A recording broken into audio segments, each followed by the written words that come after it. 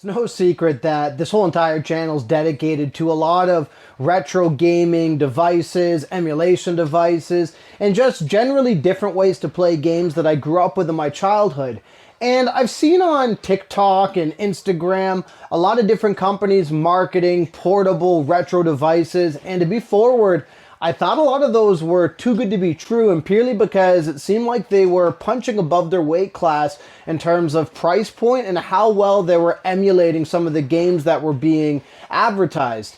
However, recently, one of the people I work with came in with a R36S and showed me the device and said he got it for a very good price. And I ended up trying it out and seeing how well it worked, and I'll be transparent, I was impressed. Impressed to the point that I decided for the price that you were able to get these for on Amazon, preloaded with over 4,000 games, I was going to take a risk and actually dedicate some time to this device and invest in it and see if this was something that was actually worth the advertised $80 price tag, or if, like my initial thoughts were suspecting, it was too good to be true. And in this video, I'm going to go over what I really like about this little handheld and some of the things that it's lacking. So let's take a look.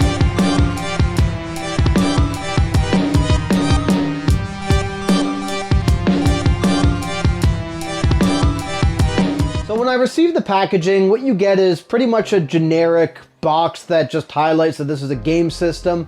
And upon opening it, what you end up seeing is an actual case, which I do like that this came with its own carrying case. I think that's a great little added bonus piece of value. But one thing I was half concerned about was, how is this going to be packaged, and would I have any risk of this being damaged or rattled around upon shipping? And one of the things I was impressed with is they used a proper foam cover on the unit itself, properly bagged it up so it couldn't get scratched or rocked too hard, and everything felt tightly compact in this little case that it came with. And upon taking everything out, you'll see that you're given a small little charging wire, which I'm gonna go about some weird little quirks about that in a moment, as well as a built-in screen protector in the packaging with wipes to get it all set up and ready for your device, which I thought was, again, a great little added piece of value for this $80 or so device. And upon inspecting the device, I noticed that it actually had an SD card already in it. And one of the things that I was a little thrown off about was I thought this was coming blank. I thought I'd have to set everything up myself, but it didn't. Upon booting it up, it actually already had everything properly installed, as well as 4,000 different ROMs. Now, going a little deeper into the device itself, you have your face buttons, which are two dual joysticks, which also do depress in, so they click in, as well as your face buttons, as you can tell, start, select, and your FN button, which I think is just for additional functions. And then on the sides, you got your volume controls, you got your power button, your reset button. You also have a headphone jack, and this does come packaged with a set of earbuds, which, to be forward, I did not end up testing out, as well as a DC port and an additional port. And as I understand, this additional port is to attach things to this device like HDMI out, or even add like a Wi-Fi adapter, which, as I understand, is not built into this device itself. Now, upon booting this up, the interface is already pretty much set up. And one of the things I do want to highlight is, unlike a device like my iconic arcade machine, which I had to spend as I said in my review on the device, I had to spend like 4 hours setting it up to get it basically working the way I wanted it to. This was literally, I just turned it on and everything was ready to go. And out of the gate, it had already a pre-installed list of games such as Dreamcast games. There were quite a few PS1 games on it, a handful of PSP games. You also had a massive library of MAME games, Capcom arcade games, as well as Sega Genesis, Game Gear, and Neo Geo. I myself did go ahead and pop the SD card out, pop it into my PC, and it shows you all the different ROM folders. And I added basically all the games that I had added on my iconic arcade machine to this device as well. And getting into the actual usage of the device, one of the things that I was interested in was this going to properly tackle 3D games the way it was advertised, or the way I've seen these devices advertised? And when I met my coworker and saw him try out a couple games, I saw him play like Mario Kart 64, and that's what I was like, wow, this is punching a little above its weight class for the $80 he spent on it. And so I decided that I was going to go ahead and test out a bunch of 3D games. N64 though in particular was something I was interested in because N64 seems to have a lot of quirks in terms of emulation, and it seems to need a decent piece of hardware to actually run it. As I've shown you on my iconic arcade machine, it doesn't seem to emulate N64 so well, so I was curious if that would be the case with this device as well. So I did go ahead and I did try Mario Kart 64 again, and that game seemed to work very well. However, that's not the story for all the games on this device. Trying things like Smash Brothers seems to have a nightmare of a time running, and even when I tried to configure it a couple certain ways, it seemed like the best bet to even get it playable, and this seemed to be a theme for a handful of the N64 ROMs, I have to reduce the resolution to the point it didn't look so great. So N64 to me was kind of more of a curiosity. This device doesn't do N64 well. However, when you get into things like Dreamcast, very similar to my iconic arcade machine, it seems to emulate Dreamcast games quite well.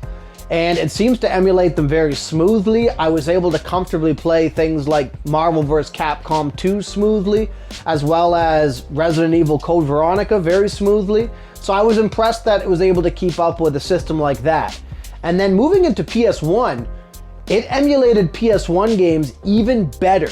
PS1 games seemed to perform very, very well. They looked crisp, they played well, and it seemed to operate very, very smoothly. So I was impressed with the 3D games that I was able to try. Now, PSP games, it was also able to emulate. However, that was more of a mixed bag, very similar to the N64. Some games ran smooth, some games like Silent Hill Origins, for example, were barely playable due to how slow and how laggy they were.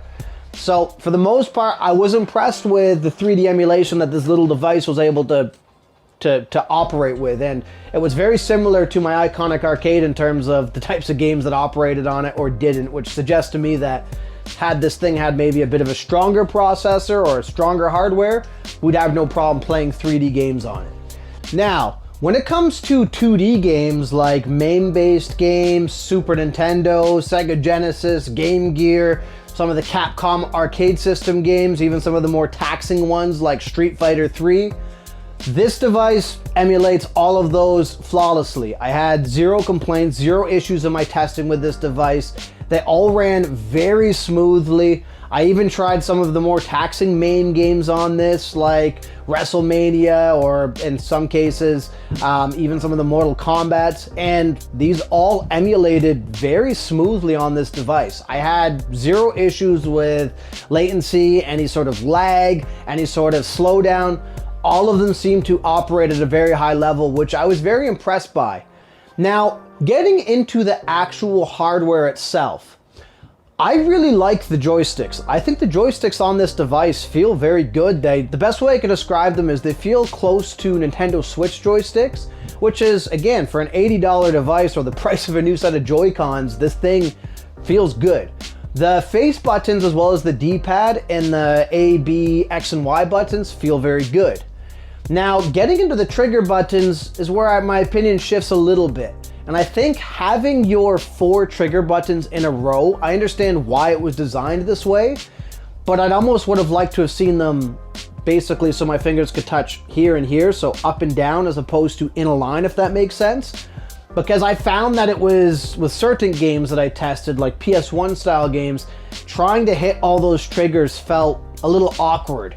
It felt a little harder than using like a standard PlayStation controller, and I felt like had this just been designed so your triggers were in sequence as opposed to in a line, you would have been in a position that this would have been a lot more comfortable to play on with certain 3D games. But as far as the joysticks go, the dead zones actually felt quite good. There is multiple different emulators, as this is running different emulation stations. There are ways to also change that and tighten those up if that's something you dislike. But I would have just stocked playing this out of the gate. I felt like the joysticks felt and controlled good and didn't feel overly sensitive, but overly off, if that makes sense either. And the face buttons and everything else felt good. It was really just the trigger buttons to me that were kind of lacking when it came to trying to emulate like PS1 style games, for example. However, keep in mind, if you're looking at like a Dreamcast game or an N64 game, this is more of a non-issue in terms of the triggers.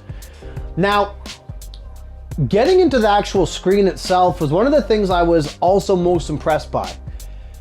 The screen is an IPS screen, as I understand, and one of the things that I was expecting them to cheap out on was the actual screen, and I have to report that that is not the case. The screen itself from all different angles looks very, very good, looks very crisp, especially on 2D games. The brightness is, I keep my brightness at max, but when you have the brightness at max, everything really pops and looks very colorful and rich. I was impressed with the quality of the screen.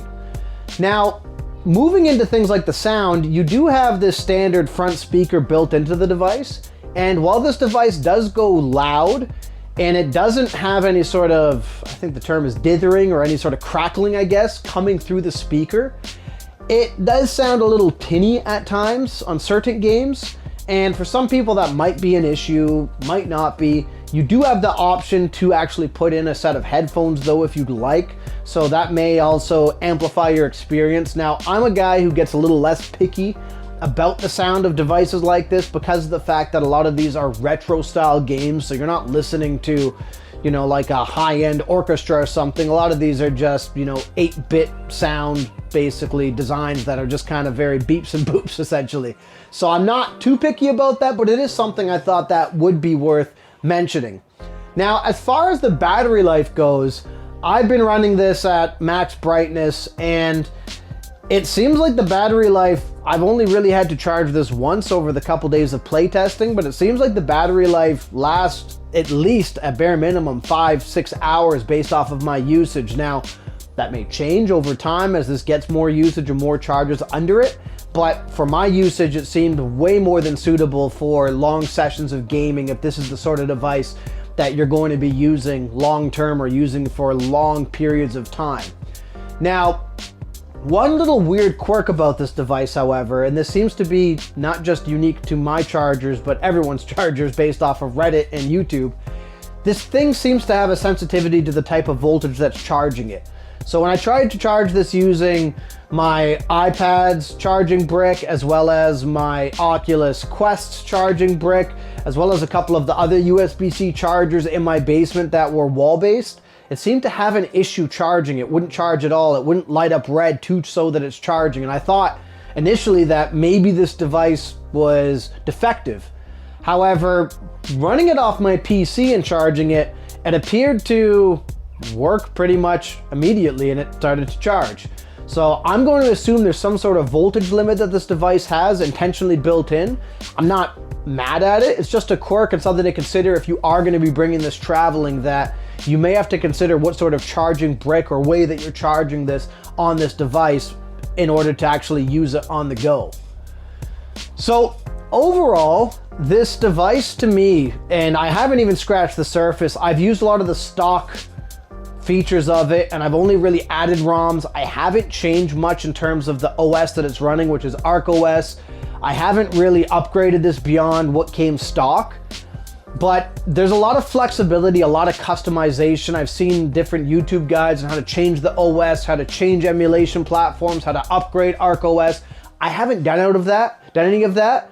Out of the gate, I've really only been using the stock, but my overall opinion of it is just using this as a stock device with adding a handful of ROMs of my choosing. I've been very impressed, and I'm very excited to use this in long term as I do travel for quite a decent amount of time at work, and I'd love to be able to play this on the go more and just have a lot of my arcade experience that I have with like my iconic arcade device and use that on the go. Yes, there's some deficits in terms of the way the triggers operate, but that's going to be more of a narrowed thing coming in regards to certain games like PS1 games that I'd be playing on this. But other than some minor deficiencies, I think for the $80 in 2025, this is a great portable emulation option with so many different flexible features and so many different emulators that properly run on this device that I don't think you can go wrong at that price point if you're in the market for a portable retro gaming unit.